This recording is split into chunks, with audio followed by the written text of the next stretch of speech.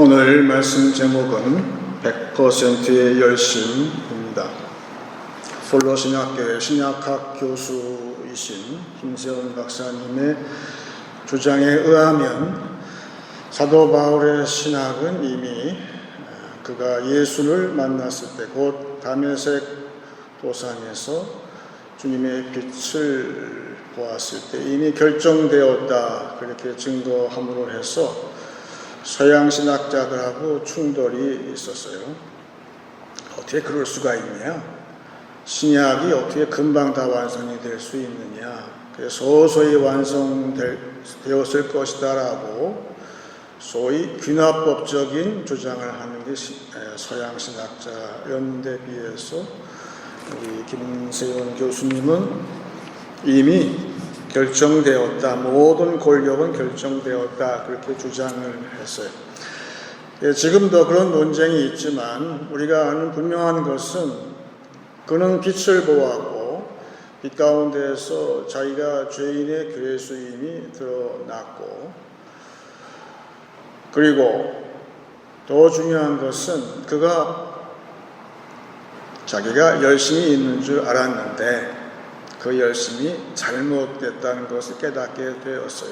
그 방향도 잘못되었고 뭔가 온전치 못했는데 이제 온전한 열심으로 돌아서게 되는데, 그것은 그의 신학을 통해서 드러나는 것은 이제 그 열심이 오직 한 가지, 예수를 아는 데에 모든 열심이 다 총동원되었어요. 그래서 그의 회심을 통해서 볼 때에 우리 회심은 뭘까? 그거는 하나님에 대한 열심으로 돌아서는 것, 또한 성도의 열심은 온전치 못한 열심이, 불충분한 열심이 100% 열심으로 예수를 아는 쪽으로 방향을 잡는 것, 다시금 그것이 회심이다, 그렇게 정의할 수가 있는데,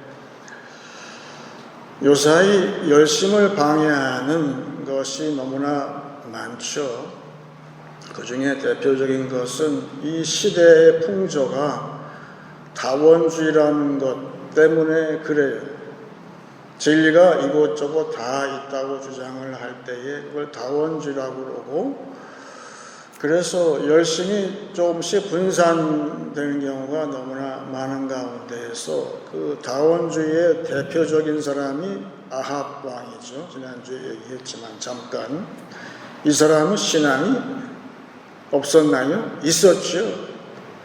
그런데 그 이세벨 아내가 가지고 온 그 우상 바알의 신, 그게 무려 850명이 있었어요. 그러니까 아합 왕의 신앙은, 그의 열심은, 여호와 신앙, 하나님에 대한 열심은 850분의 1밖에 안 되는 거예요. 그래서 이 아합 왕은 하나님 말씀을 듣기는 들어요. 그런데 그 말씀을 들을 때에 저게 100%라고 나한테 다가오지 않는데 문제가 있어요. 말씀도 듣고 또한 다른 것도 하는 거예요. 예를 들면 극단적인 예지만 교회에서 말씀도 듣고 돌아서서 집에 가서 점도 친다면 딱 그것은 아합의 모습이지요. 아합이 멀리 있지가 않아요. 그래서 그게 왜 문제가 되는가? 이 아합 왕이 자기가 죽을 날짜를 몰라요. 이제 자기가 최후에 죽겠는데 죽는다는 경고를 안 들어요. 에이, 그럴 리가 있나. 그래서 850명 바알의 선지자들이 좋은 말만 할 때에 이 아합 왕이 사람을 보내서 그 당시에 바른 말을 하는 교회의 메시지를 듣기 위해서 사람을 보냈어요. 그것이 열왕기상 22장 13절서부터입니다. 좀 길지만 제가 읽겠습니다. 그분이 미가야 선지자인데 미가야를 부르러 간 사신이 일러 이르되 선지자들의 말이 하나같이 왕에게 길하게 하니 청하건대 당신의 말도 그들 중 한 사람의 말처럼 길하게 하소서. 미가야가 이르되 여호와께서 살아계심을 두고 맹세하노니 여호와께서 내게 말씀하시는 곧 그것을 내가 말하리라 하고 이에 왕에게 이르니 왕이 그에게 이르되 미가야야 우리가 길르앗 라못으로 싸우러 가랴 또는 말랴. 그가 왕께 이르되 올라가서 승리를 얻으소서. 여호와께서 그 성읍을 왕의 손에 넘기시리이다.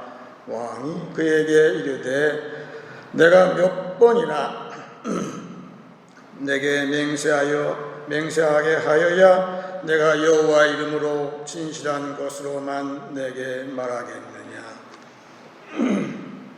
여기 아합의 말하는 것을 잘 들어보세요. 자기 자신은 굉장히 말씀을 사모하는 사람처럼 이야기를 해요. 지금 미가야가 거짓 선지자들 말처럼 그 전쟁에 나가서 승리를 쟁취하세요. 이 말은 미가야가 다른 사람 850명 바알 선지자들이 이렇게 얘기했을 거라고 미리 알고 이야기한 것인데 아합은 마치 거짓말하는 것처럼 이야기하고 자기가 그 미가야의 말에 책잡았다 이렇게 이야기를 했어요. 나중에 요 다음 말씀이 이제 미가야가 경고를 하죠. 왕은 이 전쟁에 나가서 죽을 것입니다. 그 말을 들을 때에, 진실의 말을 들을 때에, 하나님의 경고의 말씀을 들을 때에 이 아합 왕은 어떤 심리였는가? 혹시 저 말이 재수 없이 맞으면 어떡하지? 그랬어요. 그래서 막 변장을 하고 난리법석을 치우지만 결국은 하나님 말씀대로 아합은 죽어요. 여러분,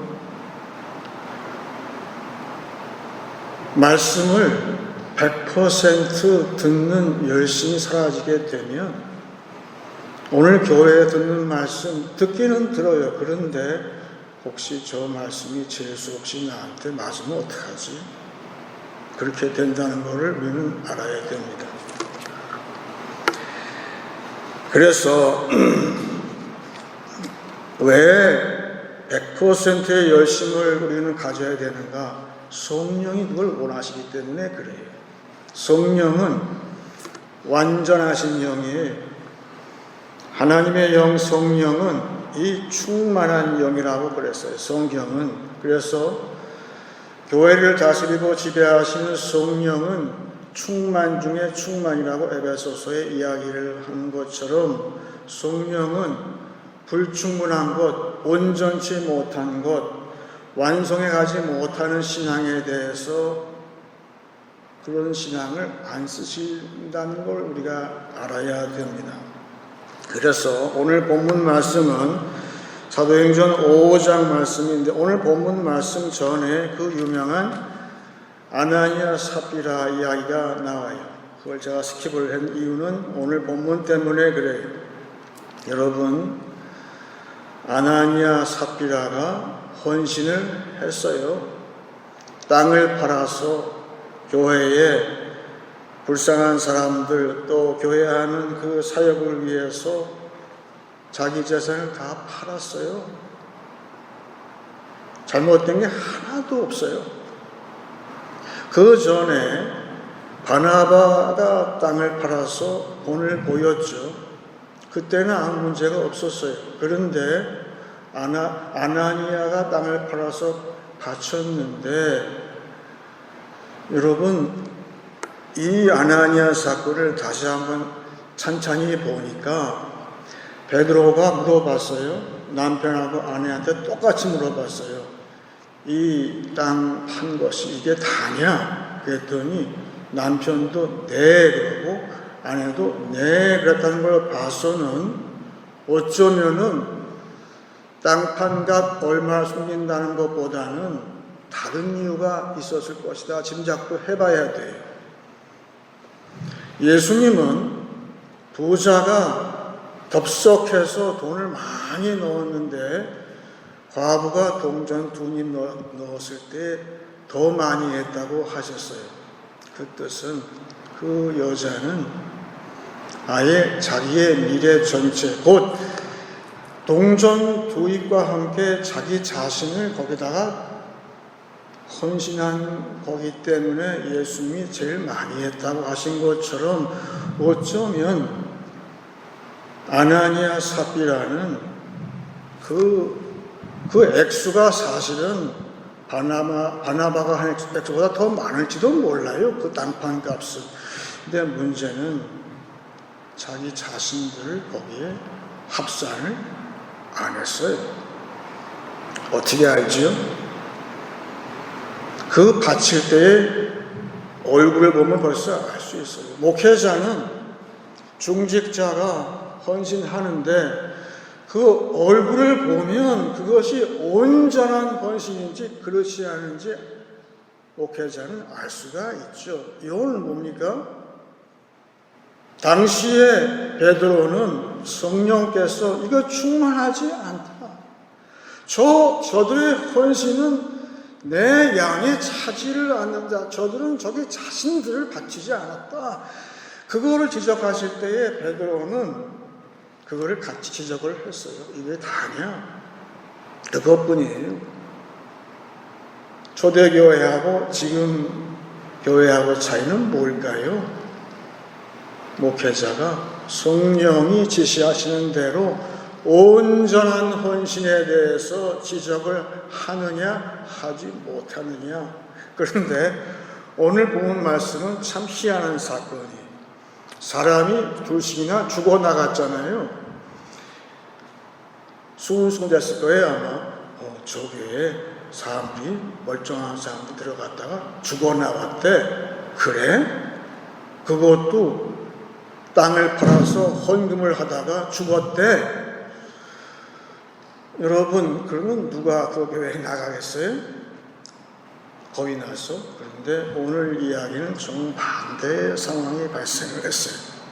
그 뜻은 아나니아 삽비라 사건은 성령이 개입하신 사건이고 성령께서 그렇게 지적하신 사건이고 성령이 치리하신 사건이다. 그걸 알 수가 있어요. 그래야만 앞뒤 문맥이 맞아요. 오늘 본문 말씀 저를 따라서 사도행전 5장 12절 봅니다. 사도들의 손을 통하여 민간의 표적과 기사가 많이 일어나매 믿는 사람이 다 마음을 같이하여 솔로몬 행각에 모이고 그 나머지는 감히 그들과 상종하는 사람이 없으나 백성이 칭송하더라. 믿고 주께로 나오는 자가 더 많으니 남녀의 큰 무리더라. 이게 어떻게 가능합니까? 네, 실제 벌어졌어요.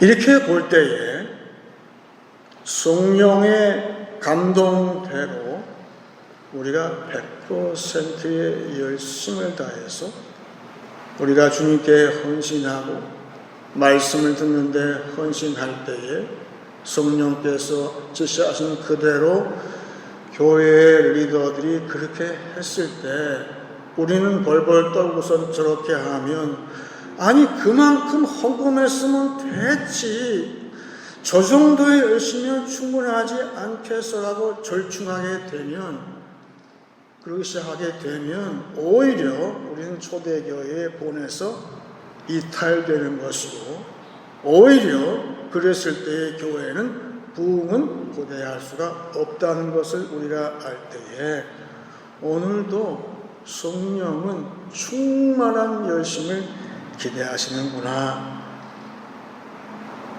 그거를 우리가 절대 잊지 말아야 되는 것처럼 그 단적으로 오늘 읽은 말씀 가운데에서 여기 12절에 다시 보게 되면 사도들의 손을 통하여 민간의 표적과 기사가 많이 일어나며 믿는 사람이 다 마음을 같이하여 솔로몬 행각. 여기 솔로몬 행각은 예수님 당시에도 여기에서 설교하신 그 같은 장소예요. 거기에 다 마음을 같이하여 이어보세요. 제가 늘 얘기하는 사도행전에 가장 중요한 말이 있다고 그랬죠. 마음을 같이하여. 헬라말로 뭡니까? 오모수마돈. 끝자가 돈을 끝난대요. 돈은 돈인데 오모수마돈이에요. 전심으로 100%의 열심으로 초대교회가 다시금 모였을 때 여기 보니까 남자만이 아니라 그 삽비라 여자가 죽었잖아요. 그런데 더 많은 여자들이 그 수에 가입했다. 아이러니죠. 오직 성령만이 그렇게 하시는 거예요. 오늘날도 성령의 기적이 있을 때 교회 목회자가 순종을 하게 되면 또한 중직자가 최소한도 교회 중직자들이 이것을 알고 온전히 열심히 떨어지지 아니하고 100%의 열심을 항상 유지하려고 애를 쓸 때에 성령을 기뻐하시고 사람들을 더 많이 모아주신다는 사실을 알게 됩니다. 그래서 오늘 말씀 보게 되면 보통 예수님의 재림에 대해서 두 가지 견해가 있어요. 예수님의 재림이 이미 이루어졌다.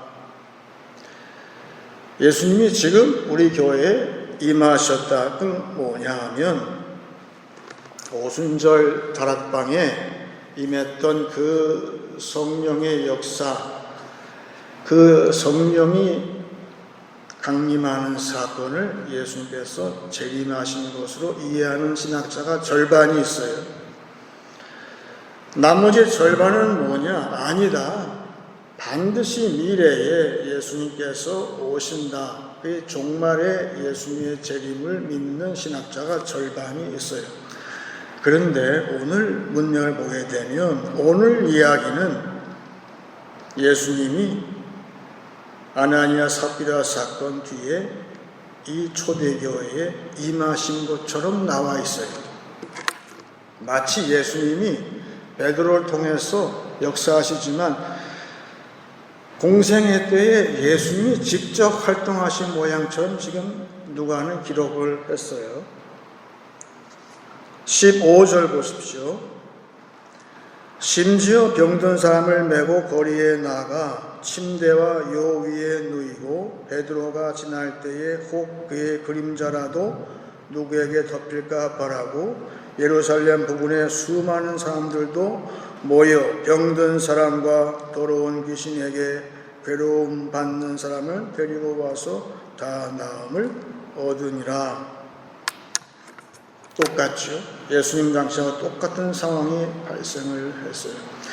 그러면 사도행전을 기재한 누가의 이 의도는 뭘까? 지금 예수님이 우리 교회에 임하셨는데 그 모습을 지금 기재를 했는데, 그렇다면 우리가 예수님 당시에 공생애 때에 똑같은 사건이 발생한 것, 중풍병자를 침상죄로 들어온 사건이 여기에 똑같잖아요. 그거를 한번 참고를 해볼 필요가 있는데, 마침 누가복음 5장 23절을 같이 보게 됩니다.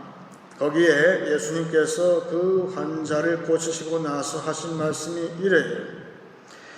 내 죄 사함을 받았느니라 하는 말과 일어나 걸어가라 하는 말이 어느 것이 쉽겠느냐. 그러나 인자가 땅에서 죄를 사하는 권세가 있는 줄을 너희로 알게 하리라 하시고 중풍병자에게 말씀하시되 내가 네게 이르노니 일어나 내 침상을 가지고 집으로 가라 하시네. 지금 이거는 공생애 때의 사건이에요. 그런데 오늘 본문 사건은 사도행전 때의 초대교회 때의 사건이에요. 이거 중첩됐어요.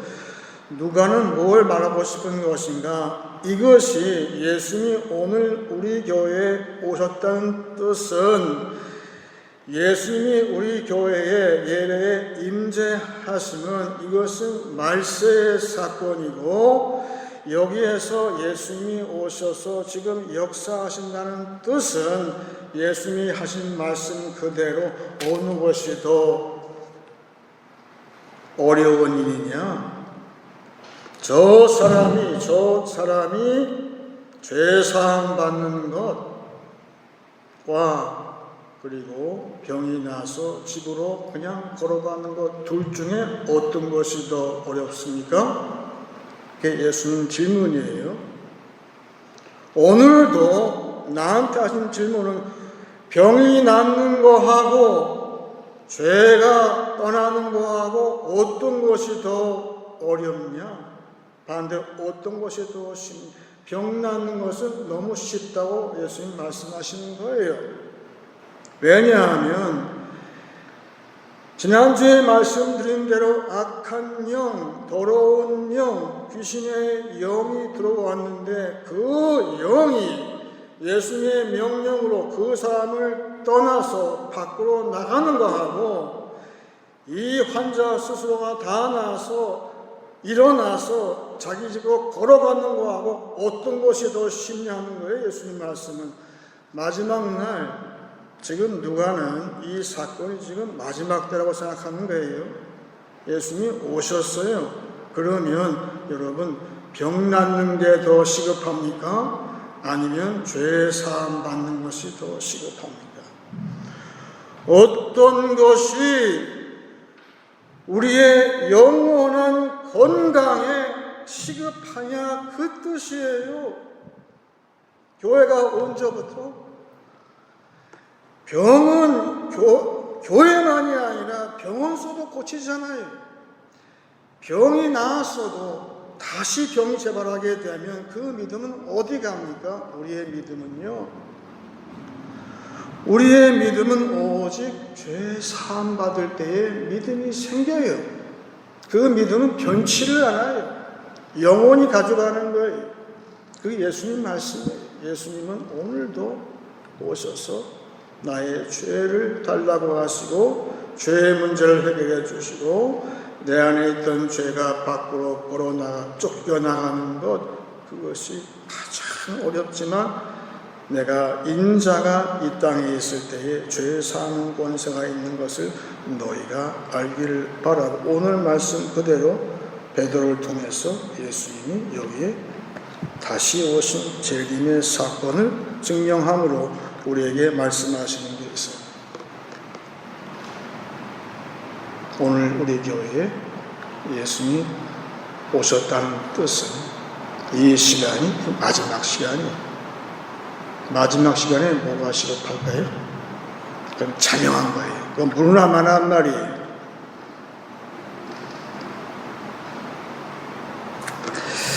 제가 한번 얘기한 적이 있는데, 여러분 가운데 볼링을 못 치는 분도 있죠. 근데 볼링장은 아시잖아요.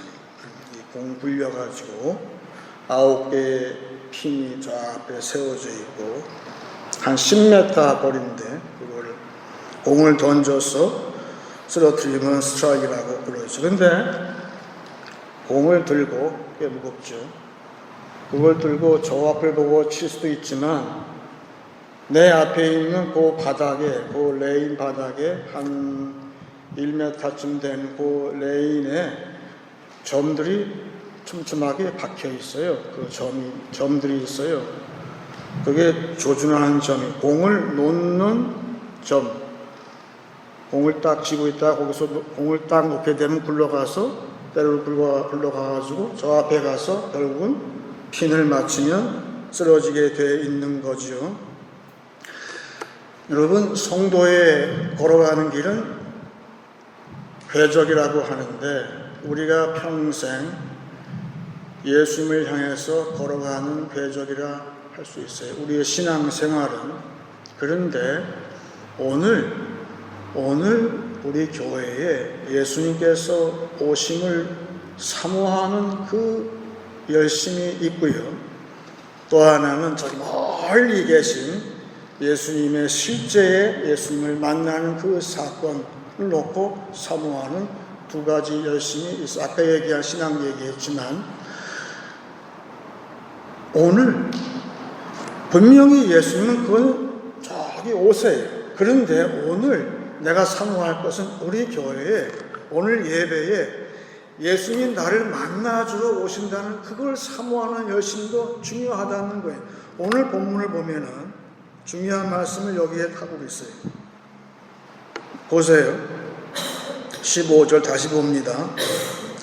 심지어 병든 사람을 메고 거리에 나가 침대와 요 위에 누이고 베드로가 지날 때에 혹 그의 그림자라도 누구에게 덮일까 바랬다 그랬어요. 여러분, 누가는 그 역사학자 아니에요. 그 말의 표현을 우리는 잘 주목을 해야 되는데, 우리가 아까 얘기한 대로 지금 누가는 예수님의 재림이 여기에 임했다, 성령을 통해서 임했다고 지금 보는 거예요. 그러면 이 그림자는 베드로의 그림자입니까? 아니면 예수님의 그림자입니까? 저는 예수님의 그림자라고 보고 싶어요. 왠지 오늘 우리 교회에 예수님께서 그림자로 오셨어요. 그게 목회자가 됐든 뭐가 됐든 찬양자가 됐든 예수님께서 우리 교회의 그림자로서 그는 은혜죠. 우리 교회의 은혜라는 그림자를 통해서 오늘 우리 교회에 임하셨어요.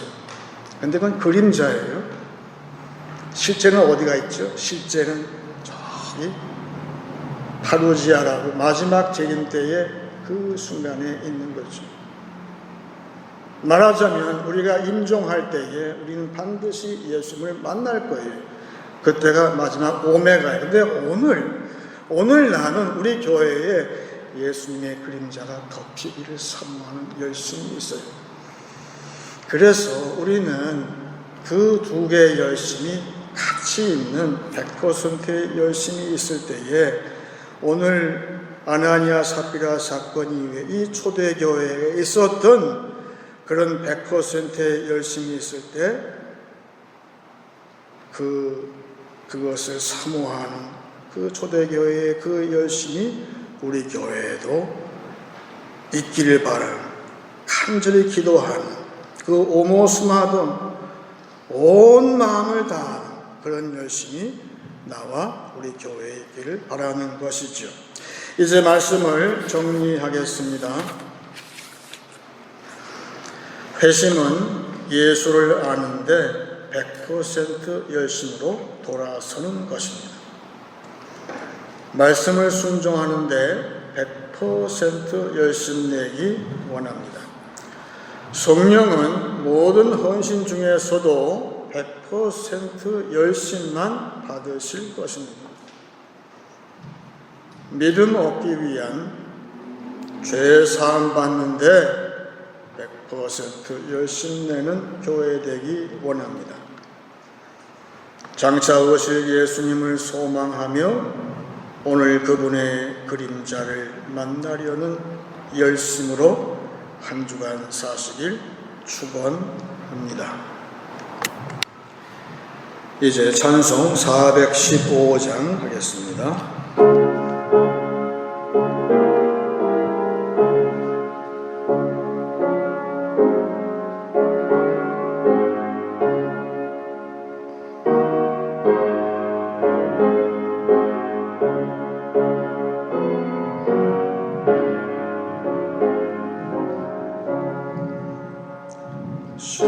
십자가 그늘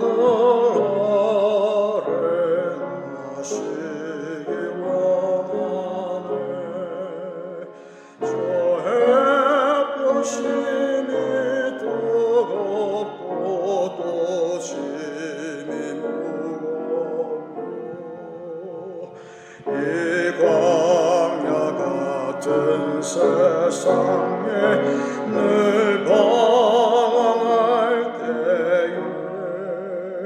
주 십자가의 그늘에 내 실부 찾았네.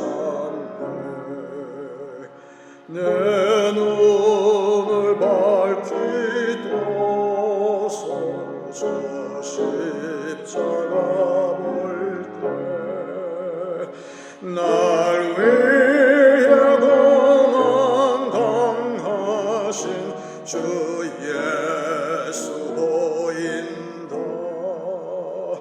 그 영상 볼 때 내 맘에 큰 질림 받아서 그 사랑 감당 못하여 눈물만 흘리네. 십자가 그늘에서 나 길을 살겠네. 나 사모하는 광채는 주 얼굴뿐이라. 이 세상 나를 버려도 나 두려운데 내 한량없는 영광은 십자가뿐이라. 아멘.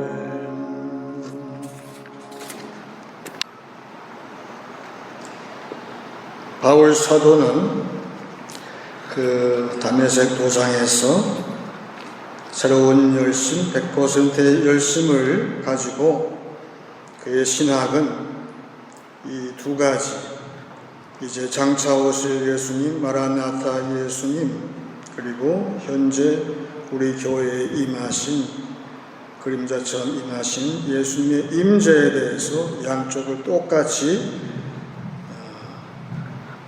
다룸으로 말미암아서 그 신학이 완성되었음을 우리가 알게 됩니다. 이제 기도할 때에 제가 먼저 히브리서하고 요한일서를 읽고 기도하기 원합니다.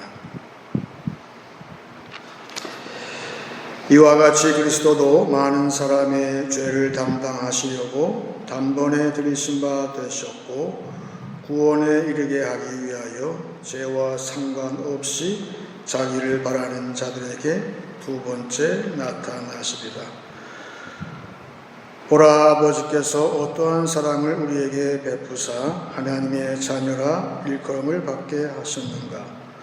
우리가 그러하도다. 그러므로 세상이 우리를 알지 못함은 그를 알지 못함이라. 사랑하는 자들아, 우리가 지금은 하나님의 자녀라. 장래에 어떻게 될지는 아직 나타나지 아니하였으나 그가 나타나시면 우리가 그와 같을 줄을 아는 것은 그의 참모습 그대로 볼 것이기 때문이니 주를 향하여 이 소망을 가진 자마다 그의 깨끗하심과 같이 자기를 깨끗하게 하느니라. 다 같이 기도하겠습니다.